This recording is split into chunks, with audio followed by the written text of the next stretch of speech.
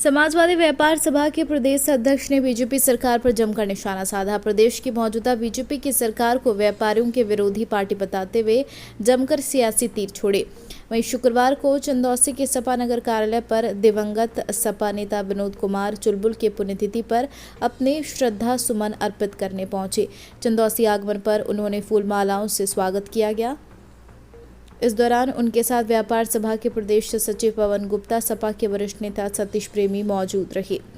नगर कार्यालय पर यूपी खबर से खास बातचीत में प्रदेश अध्यक्ष संजय गर्ग ने विपक्षी दलों पर हमला बोलते हुए कहा, अब तक तमाम सरकारों ने व्यापारियों ने छल किया, आज व्यापारी दुखी हो चुका है, उसका उत्पीड़न किया जा रहा है। उन्होंने कहा, यदि 2022 में प्रदेश में सपा की सरकार बनी तो व्यापारियों के हितों को सर्वोपरि रखा जाएगा। संभल के केला देवी धाम में गंगा जल छिड़कने के मामले में पूछे गए सवाल को राजनीतिक मुस्कान से घुमा गया। क्या कुछ कहा, देखिए खास रिपोर्ट संभल से हमारे संवाददाता मोहित भारद्वाज के साथ। मन हुआ है सर, क्या कहना चाहेंगे? देखिए, समाजवादी व्यापार सभा के मंडल के स्तरीय सम्मेलन चल रहे हैं।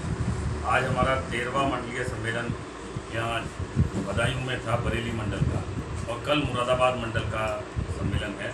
उसी की कड़ी में आज चंदौसी आना हुआ। रास्ते में बहजोई और जगह लोगों ने उत्साह में स्वागत के लिए हम लोगों को रोकने की कोशिश की और स्वागत किया।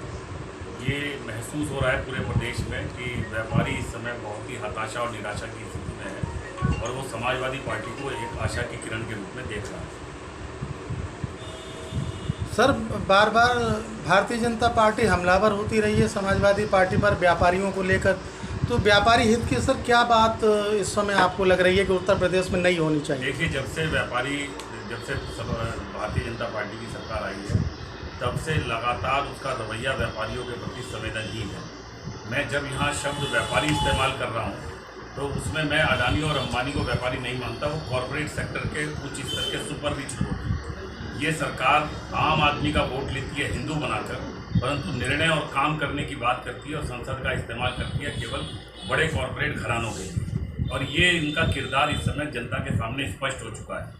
छोटा व्यापारी, मध्यम श्रेणी व्यापारी लगातार डूब रहा है, उसका व्यापार घट रहा है, उसकी आमदनी घट रही है, उसका खर्चा बढ़ रहा है। और इन तमाम चीज़ों को जब वो मद्देनजर रखते हुए देखता है तो जब से भारतीय जनता पार्टी आई है 2016 में इन्होंने 8 नवंबर को नोटबंदी लागू की, उससे फिर दोबारा मध्यम श्रेणी और निम्न श्रेणी के कारोबारी का नुकसान हुआ, व्यापारी का नुकसान हुआ, कैश फ्लो घटा और उसके आधार पर उनके न जाने कितने कारखाने बंद हुए और न जाने कितने नौजवान बेरोजगार हुए। एक आकलन था जिसमें लगाया गया था कि पूरे हिंदुस्तान में लगभग 50 लाख लोग नोटबंदी की वजह से बेरोजगार हुए। उसके एक साल बाद लगभग 30 जून 2017 को इन्होंने जीएसटी लगाने की बात की। 15 अगस्त 1947 की तरह पार्लियामेंट को खोला गया और एक उत्सव के रूप में बात दिखाई गई जैसे कि हिंदुस्तान आज ही आज़ाद हुआ है और सिंपल और गुड टैक्स एक हम लगाकर पूरे हिंदुस्तान को एक करने जा रहे हैं। सर, 2022 के समाजवादी पार्टी की यदि सरकार बनती है तो व्यापारियों के हित के लिए क्या पैकेज समाजवादी पार्टी रखेगी? मैं यही बात आपसे बता रहा था कि जीएसटी के बाद फिर दोबारा मध्यम श्रेणी के व्यापारी की कमर टूटी और वो हताशा की स्थिति में पहुंचा।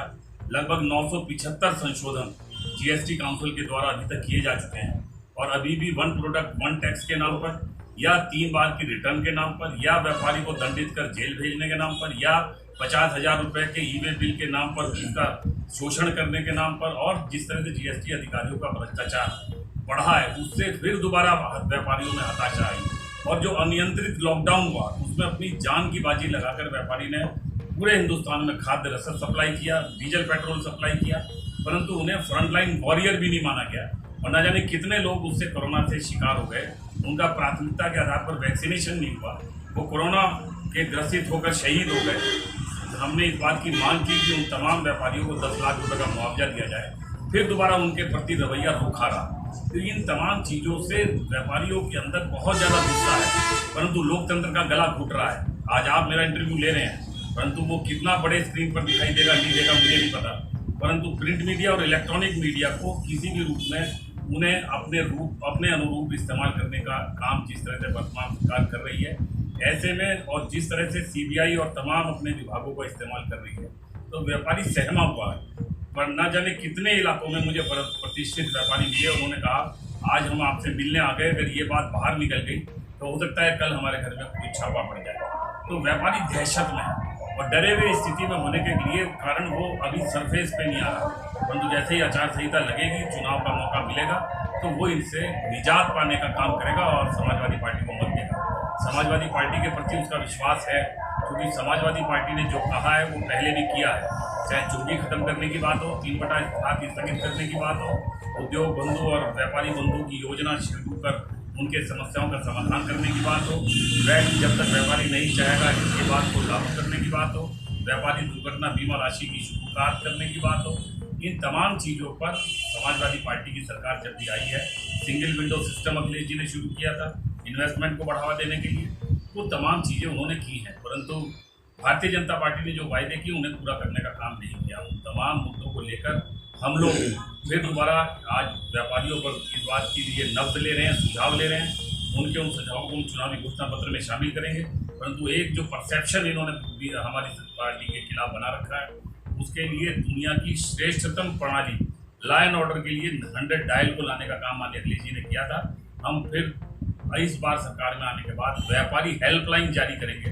दूर दराज के इलाके में भी अगर व्यापारी को कोई भी शोषण होता है तो 5 मिनट के रेस्पॉन्स टाइम में उसे राहत दिलाने का काम किया जाएगा।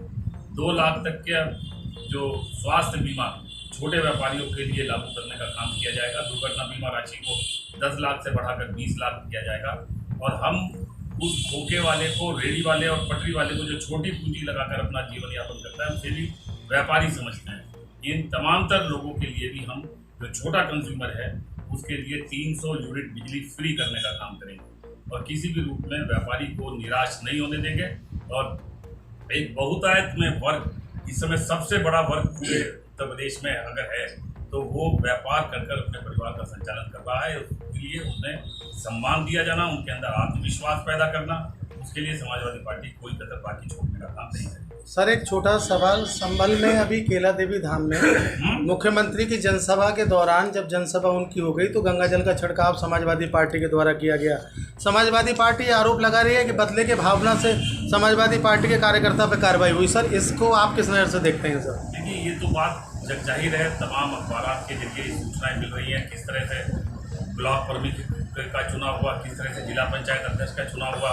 जब आम जनता ने चुनाव किया तो कौन पार्टी आगे थी और जिला पंचायत के अध्यक्ष के चुनाव में किस तरह से बदले की भावना से सत्ता का गैर जरूरी इस्तेमाल करते हुए इन्होंने सत्ता को हासिल किया। ये बात किसी से छिपी हुई नहीं है और इसलिए लोगों का मन आहत है। लोकतंत्र का गला न केवल घोटा जा रहा है बल्कि उसे लूटने की कोशिश की जा रही है।